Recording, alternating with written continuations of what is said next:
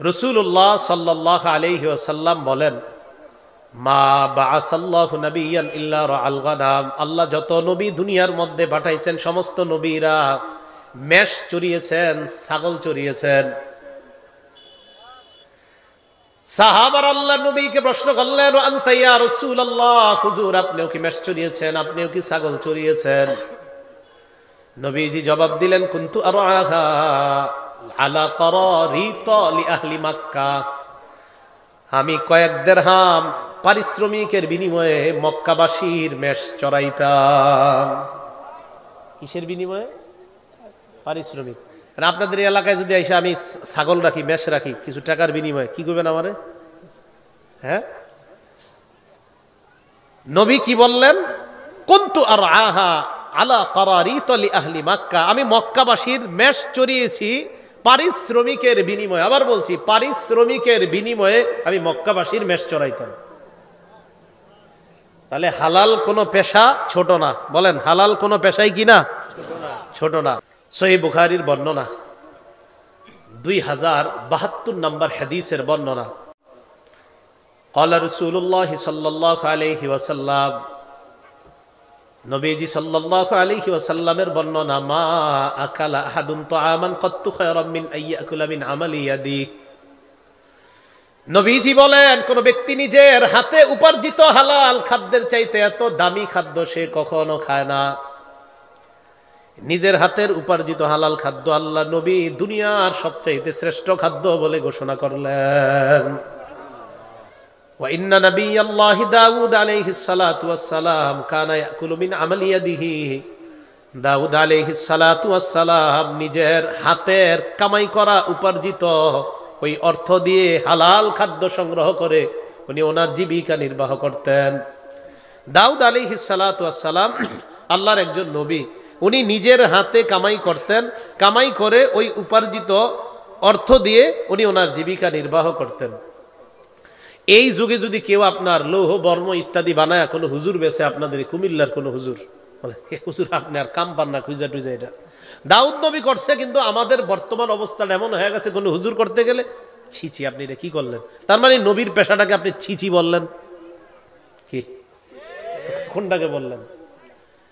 তাহলে আরেকটা পেশা বলি নবীদের, দেখেন সহিহ বুখারী 2260 নম্বর হাদিসের বর্ণনা। আরো অনেকগুলো হাদিসের মধ্যে আসছে, বুখারী শরীফের বর্ণনা আসছে, 2262 তো আসছে। রাসূলুল্লাহ সাল্লাল্লাহু আলাইহি ওয়াসাল্লাম বলেন, মা বাআসাল্লাহু নাবিয়্যান ইল্লা রাআল গানাম। আল্লাহ যত নবী দুনিয়ার মধ্যে পাঠাইছেন সমস্ত নবীরা মেষ চড়িয়েছেন, ছাগল চড়িয়েছেন। সাহাবারা আল্লাহ নবীকে প্রশ্ন করলেন, আনতা ইয়া রাসূলুল্লাহ, হুজুর আপনিও কি মেষ চড়িয়েছেন, আপনিও কি ছাগল চড়িয়েছেন? নবীজি জবাব দিলেন, কুনতু আরআহা আলা কারারিতা লি আহলি মক্কা।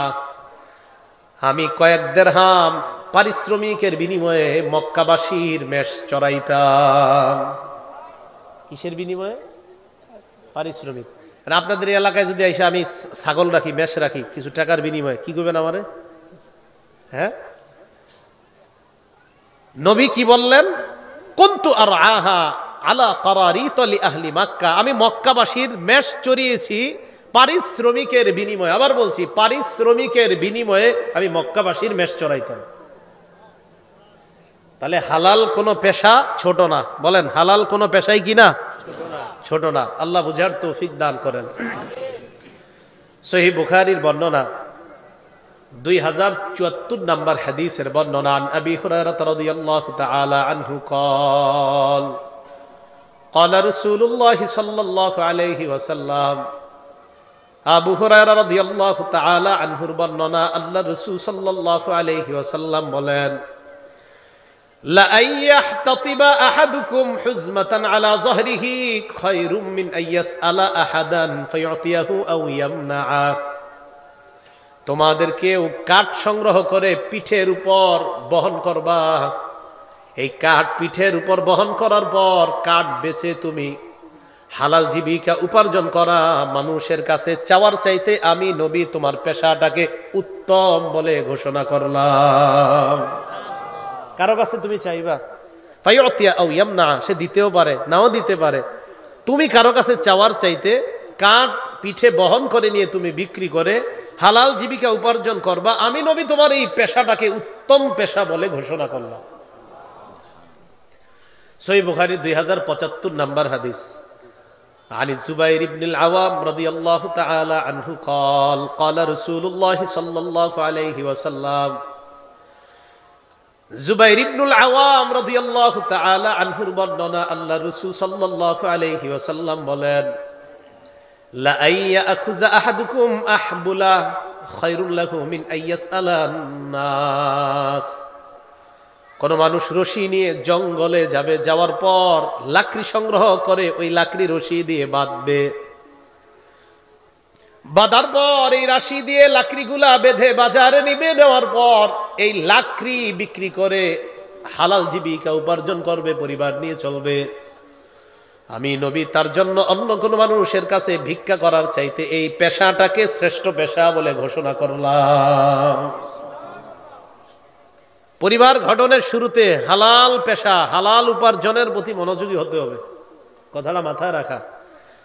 মেয়ের বাপ যারা আছেন, ছেলের উপার্জন মাসে 1.5 লাখ বলেই মেয়ে দিবেন, বিষয়টা এমন না। উপার্জনটা হালাল কিনা 1.5 লাখ সেটা দেখতে হবে। উপার্জনটা হালাল কিনা, 1.5 লাখ হলে হলো না, উপার্জন হালাল কিনা এটা দেখতে হবে। তো রাসূলুল্লাহ সাল্লাল্লাহু আলাইহি সাল্লামের একজন সাহাবী নাম আমর ইবনুল আস রাদিয়াল্লাহু তাআলা, সুন্দর একটা হাদিস দেখেন উনি কি বলেন। ইমাম বুখারী রহমাতুল্লাহ আলাইহির একটা কিতাব আছে নাম আল আদাবুল মুফরাদ, এই কিতাবের 299 নাম্বার হাদিস। আমর ইবনুল আস রাদিয়াল্লাহু তাআলা আনহু তিনি বলেন, বাসাইলাইয়া নবী সাল্লাল্লাহু আলাইহি ওয়াসাল্লাম, নবীজি আমার কাছে লোক পাঠিয়েছেন, আমাকে ডেকে পাঠাইলেন আমি যেন আল্লাহর নবীর কাছে যাই। আমারানি আন আখুযা আলাইয়া সিলাহি ওয়া সিয়াবি, আমি যেন পোশাক পরে অস্ত্রে শস্ত্রে সুসজ্জিত হয়ে আল্লাহর নবীর কাছে যাই। আমি আমার যুদ্ধের পোশাক পরলাম, অস্ত্রে শস্ত্রে সুসজ্জিত হয়ে আমি আল্লাহর রাসূলের কাছে গেলাম। আমি এমন অবস্থায় গেলাম, যাওয়ার পর দেখি ফাতাইতুহু ওয়া হুয়া ইয়াতাওয়াদ্দা, আল্লাহর নবী ওযু করতেছেন। নবীজির সামনে গেলাম, ফাসাআদা ইলাইয়াল বাসার, আমার দিকে গভীরভাবে তাকাইলেন, খুব ভালো করে আমারে দেখলেন। সুম্মা তাআ, এরপর মাথাটা নিচে নিলেন, আমাকে বললেন, ইয়া আম ইন্নী উরিদু আন আবআসাকা আলা জাইশ ফায়ুগনিমুকাল্লাহ, আমি তোমাকে এমন একটা সেনাবাহিনীর প্রধান করে পাঠাইতে চাই, যে সেনাবাহিনীর প্রধান হয়ে যাওয়ার পর আমার আশা আল্লাহ তোমাকে প্রচুর গনিমতের মালিক বানায়া দিবেন। পরে নবীজি কি কয় দেখেন, ওয়া ইন্নী আরগাবু লাকা মিনাল মালি সলিহা, আমি চাই তোমার যেন কিছু হালাল সম্পদ, ভালো সম্পদ তোমার হয়ে যাক, এটা আমি চাই। আপনার উস্তাদের থেকে এই দোয়া কামনা করেন, যে আপনার উস্তাদ আপনার জন্য এই দোয়া করে যে আমি দোয়া করি তোমার জন্য কিছু হালাল সম্পদ হয়। নবীজি তার সাহাবীকে বলতেছেন, আমি আশা করি তোমার জন্য কিছু হালাল সম্পদ হোক। সাহাবীর জবাব শুনেন। সাহাবী আমর ইবনুল আস রাদিয়াল্লাহু তাআলা আনহু বললেন, মা আসলামতু রাগবাতান ফিল মাল, ইয়া রাসূলুল্লাহ, আমি সম্পদের লোভে মুসলমান হই নাই। ইন্নামা আসলামতু রাগবাতান ফিল ইসলাম ফাআকুনু মা রাসূলিল্লাহি সাল্লাল্লাহু আলাইহি ওয়াসাল্লাম, আমি 2টা কারণে মুসলমান হয়েছি। 1 নাম্বার, ইসলামের আকর্ষণে আমি মুসলমান হয়েছি। 2 নাম্বার, আমি মুসলমান হওয়ার পর আল্লাহ রসুলের সাথে থাকতে পারবো, এই আশায় আমি মুসলমান হইলাম। নবীজি এরপর যে জবাবটা দিলেন, আল্লাহ নবী বললেন, নি'মাল মালুস সালিহু লিল মারইস সালিহ, যে আরবিটা বললাম এটার বাংলা আমার সাথে বলেন, বলেন, ভালো মানুষের জন্য ভালো সম্পদ কতই না উত্তম। নবীজি বললেন, ভালো মানুষের জন্য ভালো সম্পদ, হালাল সম্পদ কতই না উত্তম।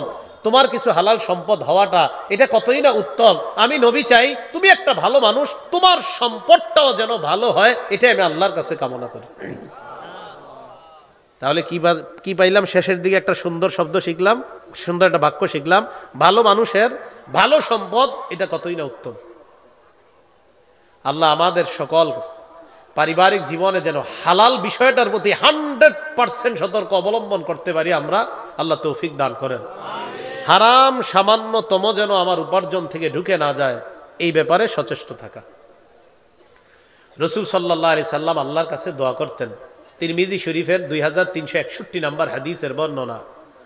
ক্বালা রাসূলুল্লাহ সাল্লাল্লাহু আলাইহি ওয়াসাল্লাম, নবীজি আল্লাহর কাছে দোয়া করতেন, আল্লাহুম্মা জাআল রিজকা আলি মুহাম্মাদিন কুতা। আল্লাহ মুহাম্মদ সাল্লাল্লাহু আলাইহি ওয়াসাল্লামের জীবন ধারণের উপযোগী এমন হালাল খাদ্য আপনি ব্যবস্থা করে দেন।